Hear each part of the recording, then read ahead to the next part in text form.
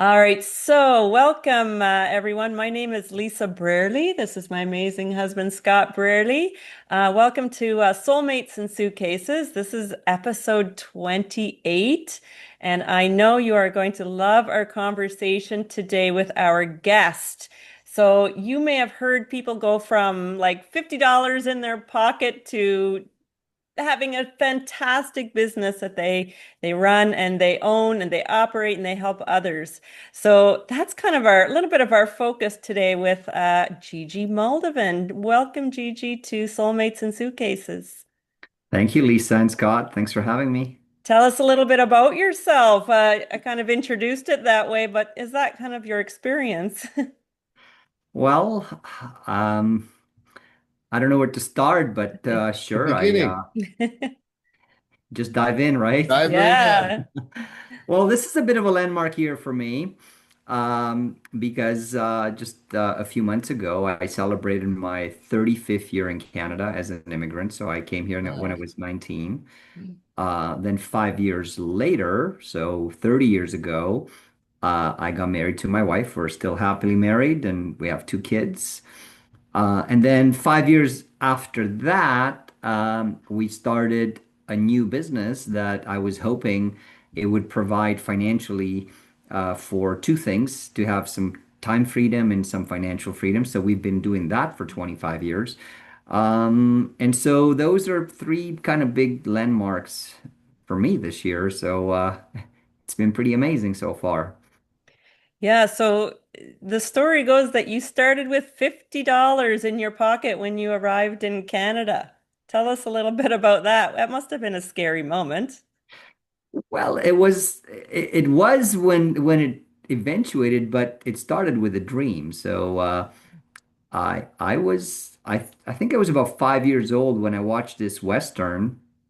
And growing up in communist Romania, there was only, like, you could see a foreign movie on a Saturday and a Romanian movie on a Sunday. That's all we got. And this particular Saturday, I was watching a Western, and in the Western, there some people were pursued on horseback, and one of them said, "Look, let's run into Canada. It is a safe place." And in my own little mind of 5 years old at the time, knowing that I was in a communist regime, I said, when I grow up, I want to go to Canada. It is a safe place. So, yes, sometimes the dream is bigger than the fear.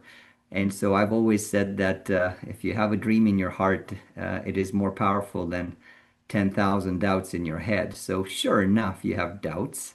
You land here, you can't speak English, and you don't know what you're going to do with your life. But I think that the fact that my dream came true was probably the biggest thing. And so, yeah, I had $50 in my pocket from Germany, and I still kind of carry a $50 bill in my wallet with me all the time.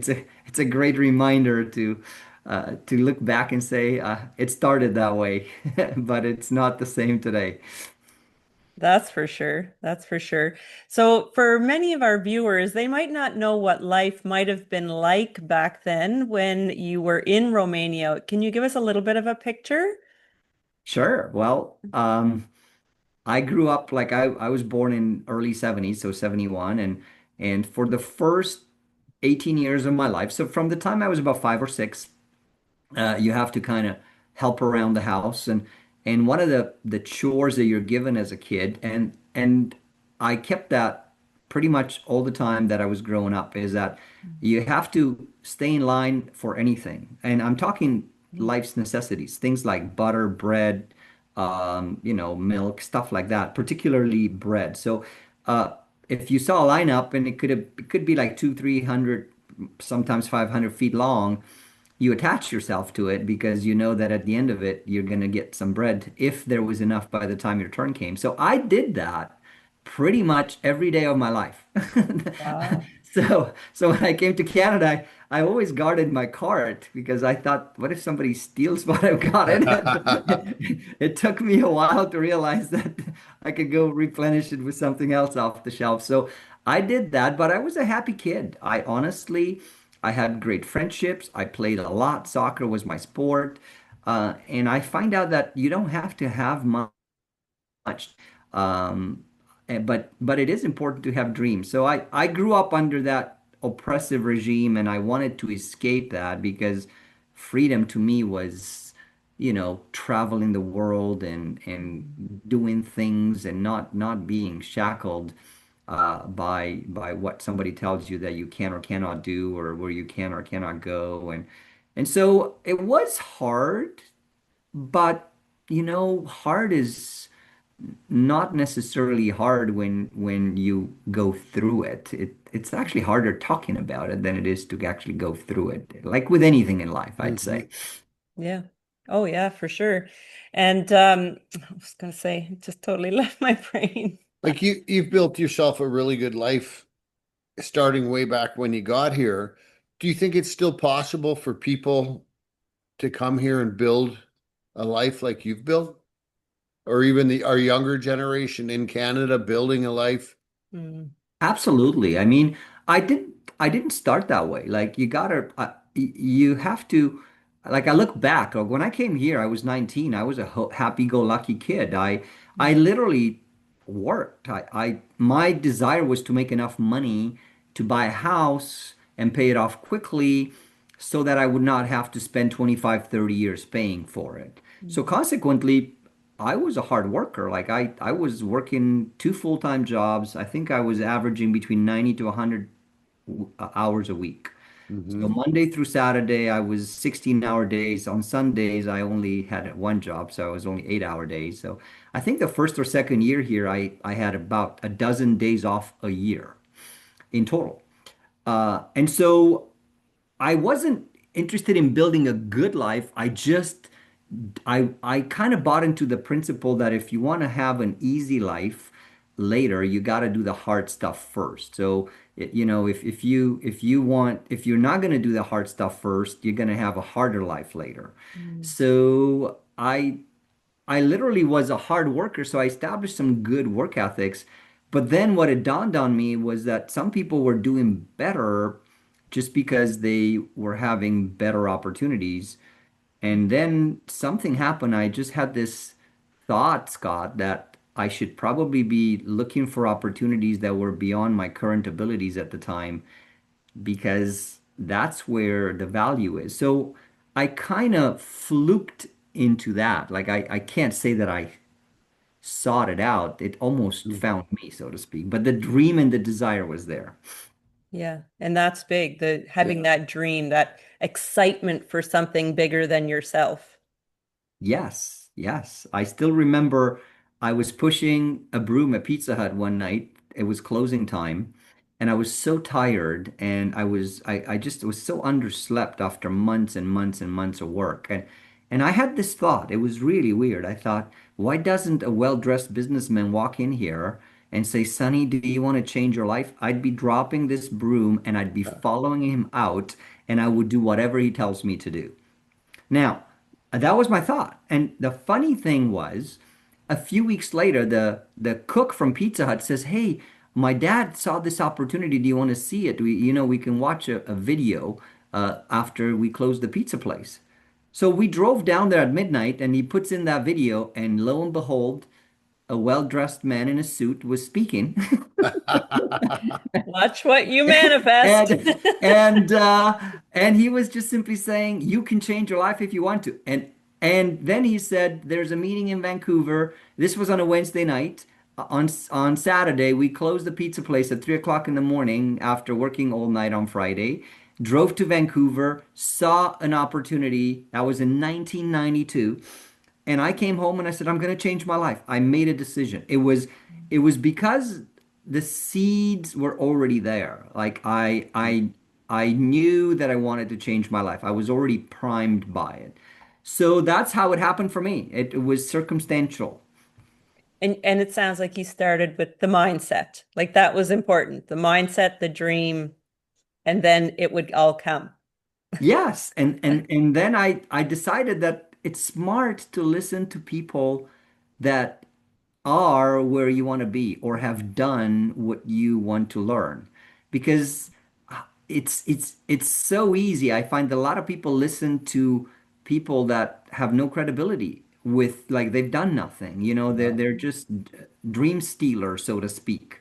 And for whatever reason, I chose to listen to the people that have done it. And I said, I want to be like you. You got to teach me what you do.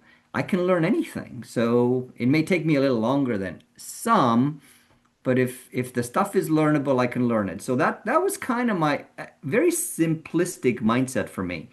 So that's how it started. And in 1992, I started in sales and in marketing, and I was terrible at it. I sucked at it like royally for a few years, to be honest.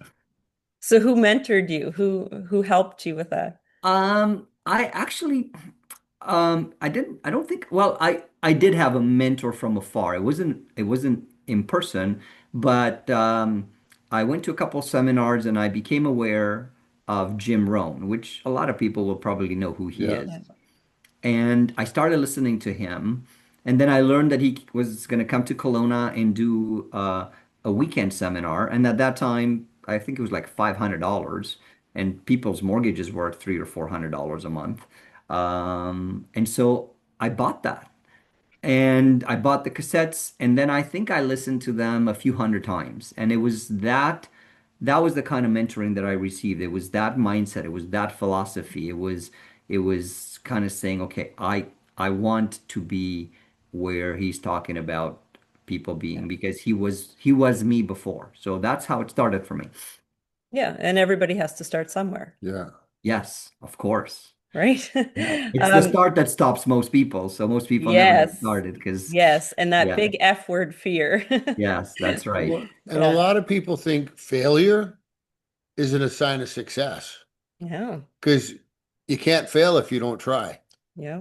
Or if you don't attempt something, you can't fail at it and you can't learn how to do it different next time. I agree with you, Scott. I'll tell you a short story on that. I got started in sales, and somebody says, if you want to be good at this, you need to get good at presentation skills. Like you need to get comfortable speaking to people, speaking in front of people. So they gave me these slide projectors that you kind of press the button and the slide would shift. And they said, go home and practice and come back in a few weeks and you'll have a presentation in front of a few people. And I had invited my employer. I was working in his orchards, and I said, "You've got to come and see this presentation." And I didn't. I wasn't going to do it, so to speak. It was somebody else that was very good at it. So sure enough, that particular Saturday was my turn to do it, and I totally had forgotten that I invited him. And so he shows up at this hotel. There's not a lot of people there. There's only like a dozen people there. So I start presenting and talking, and within about a minute or two, I realized that something bad was going to happen. I felt the blood leaving my head. And I kid you not, Scott, within a minute of that, I passed out cold turkey on the conference room floor. Wow. Like that was my first public speak ever. And by passed out, I mean I passed out cold turkey. Like I was in front of these people. I wake up in my seat, and my mentor at the time, this guy that was helping me out, he's kind of kneeling beside me. He says, "You will do better next time." I love it. And I thought to myself, there will never be a next time. And it was as if he heard my thoughts and he says, just think about it, Gigi. You can only go up from here. And so, There you go. so that was how I started, because later on, a few years later, when I was in front of audiences of a few hundred people, one time it was 1,000 people. People say, "Well, you're natural. You're born this way." And I thought, Mm. no, I chose once I passed out to not pass out the second time and do a little better. I'm not a natural, for sure. However, I mean, even that story shows who you are as a person and that you're human, because many people see the final look, right? Oh, sure. Yeah, Yeah, yeah. right. Oh, if I was only as lucky as you. Oh, And it's got nothing, it's just about showing up and doing the grind. it's Yeah, true. doing it. It's true. You have to kind of, I don't know, like you have to decide that you want better, and you have to be Mm. willing to say, you know what? Yeah. Everything I want is right outside of my comfort zone. And then if you want it really badly, then you have to learn. In my case, I have taught myself how to live outside of my comfort zone, not to go outside of my comfort zone, because what that implies is that you're coming back into your comfort zone. So those people who learn how to live outside it, their world is a lot bigger because they never have to come and retreat into a safe place, if you will. Mm. And so to me, that was probably, I can tell you lots of stories that have shaped me like that, where I had a choice. Like how I learned English, I had to make a choice. I was really deeply hurt by a very offensive Mm. immigrant type comment, and rightfully so. My English was non-existent. My accent was so strong, people could not understand a word I was saying. And I nearly got fired because I answered a phone that I shouldn't have answered because my job description wasn't to do that. But then I made a commitment that day that I will learn this language if it kills me. I almost died a few times. And I knew that communication is key. And so I think that that's probably one of the reasons if you're around people that want to help you or mentor you, Mm. it's how they communicate to you and vice versa is a powerful thing and makes a big difference. Now, you do help lots of other people in building their business as well. So you said you had lots of stories kind of in your backpack there. So what is something you remember how you had a positive like influence on someone else and seeing them grow in their business? I think that one of the things that people doubt is they doubt that they can do it them because they think that they're alone in it. Mm. And so it's rare that you are invited into an environment where somebody doesn't stand to gain much from what you have to offer, but you have to gain a lot Mm. from being around those people. So one of the experiences that came to my mind, I was in Australia one time and I was only 30 years old and I started to have success. I started to make six-figure incomes, multiples. And it was a little overwhelming at first. Mm. And so I came across this guy that was almost twice my age. He was 59 years old. And he doubted himself because he had tried and tried and tried again. And over 25 years of trying, he failed every single time. And so you can imagine I'm coming along, and why should he trust me and believe me when I tell him that he can succeed? Because his history says you will never. You've tried over 25 years, over 25 times, and he had never had a breakthrough in his life. And he said no to me, to be honest. He has said no to meeting with me uh, for in a period of 3 months about 15 different times. And what persuaded me to pursue him is that I no longer made it about me. It was now about helping him. And I became rejection proof by that time. So anyway, so he said yes, and this man had never earned a check over $3,000 in his entire life in a month. And his third check with me was 3,900. His fourth one was almost 8,000. His fifth one was 11,000. His ninth check with me working was over $14,000 for the month. Wow. And so I tell you that story because I find that some people need you and me to believe in them more than they believe in themselves. And by that is not telling them some fake stories but they need that lifeline. And if the desire and the dream is there, anything can happen. Yeah, it's that reminder to show people that they are worth it, really. Yeah. Actually, And oh, go ahead, Scott. Sorry. it's quite ironic how you share that because I was that person.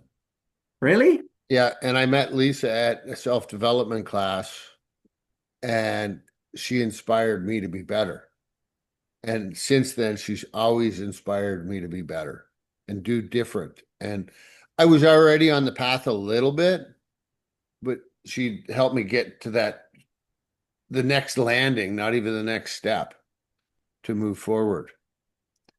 Wow. And now our life is like Wow. yeah, we live with however we want to go about life. That's what we do. We live on the other side of our comfort zone all the time. I was just saying to my niece, I'm up on scaffolding today, cutting in the thing, and she walks in the door, and I said, me and Lisa, your aunt, are nuts because we're at a point where in 2 months we might be homeless, Technically. technically. But it's because what we're doing is expanding our environment and renting our whole house out versus, and it's a good thing. And we're all Right. excited. We're And like, we're what are we excited. gonna Like, what are we do? going to do? And I said to Lisa today, in your entire life, have you been known by the government as a transient? And she goes, no. And I said, well, if we rent this out, we're going to be transients. So we're like, Wow. where are we going? What new place are we going to test out? What are we going to do? So it's very exciting, yeah, to as I like to call it, Gigi, stretching my comfort zone because I keep getting to this new, it's like I test new things and it becomes part of that comfort zone. And then I test another one, it becomes part of my comfort I zone. like So how Gigi put, yeah, yeah. living outside it, because that's Yeah. totally me. I Yeah. know. And you said something there, Scott, that I want to just touch on, about being better. And therein lies the difference, I think, because the question I always ask people is, do you want to be better or do you want to feel better? And a lot of people are not realizing that they'll do whatever it takes to feel better. Yeah. But to be better, it is a different outcome, and you have to go through a different journey to arrive there. So you're well on your way. You're well in the journey. That's exciting. Yes, we're having a blast, Yeah. a blast in life, and we keep persevering forward. That's what we keep doing. It's good. Yeah. Um, you had mentioned kind of just briefly, you had mentioned soccer, Hmm. traveling, and I don't think you touched on your faith. Those three things are huge in your life. Were they right from early on to now? Yeah, my faith it wasn't from early, but it had to like it shaped me. I think it was in my early 20s. That's what definitely shaped my life.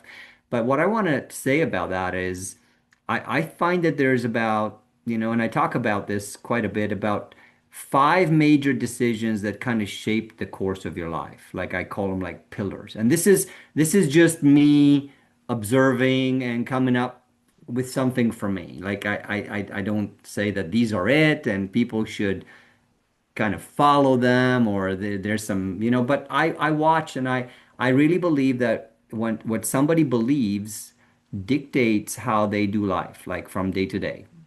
So for me, I have a strong faith. So I have a strong belief there. Then the second one is the person you marry is a big deal. Mhm. I tell people, you can have a great life, an awesome life, no life, depending on who the person is, right? And so where you live makes a big difference, right? Because you can choose where you live. Now, some people don't make that choice. I get it. It's difficult. What you do for a living dictates how you do day-to-day life. You spend a big chunk of your day and how healthy you are.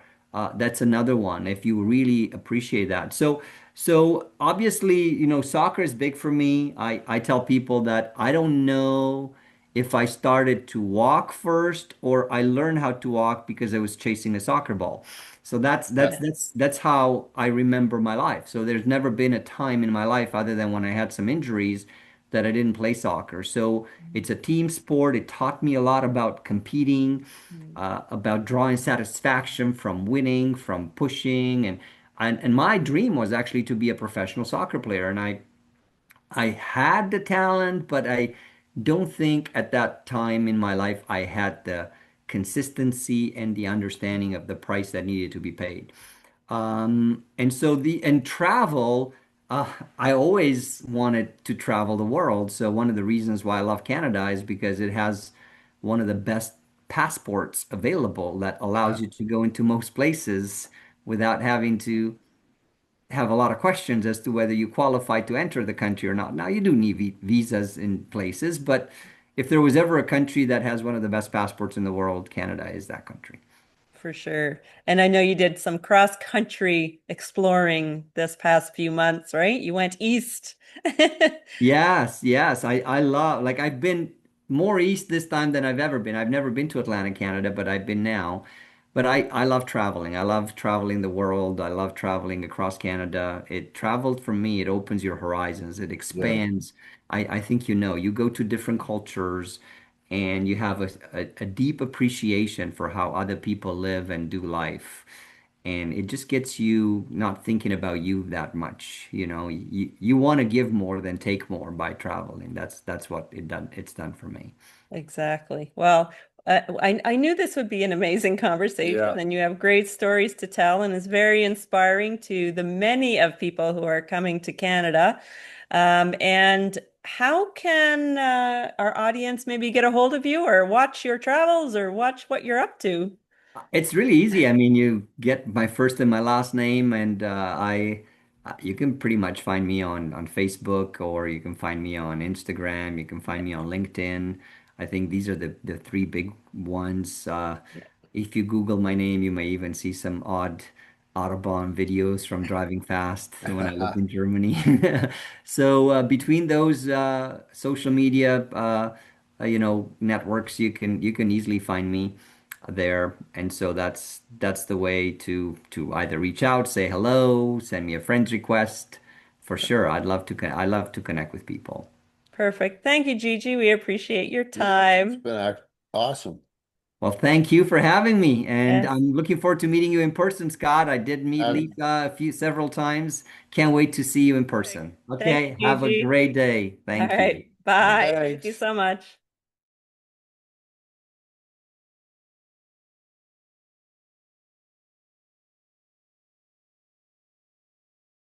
Two place, three place, things we must see in Romania if when we go. Yeah, for sure. Dracula Castle. Oh, that would be cool. But it's not the vampire story. It's a No, it's I a know. completely different story. But yeah, definitely that. There is the most beautiful road in the world. You should Google that, and it's in Romania. Like it's a mountain pass that kind of goes serpentinal. Like just Google that. Motorcycle riding. I'm It just is gonna say he's gonna say motorcycle ride. oh, absolutely, for sure. The monasteries are beautiful. Romania is known as the Switzerland of the East, so it's got almost Oh. like the same scenery, beautiful mountains and lakes, and it's just an amazing country. You take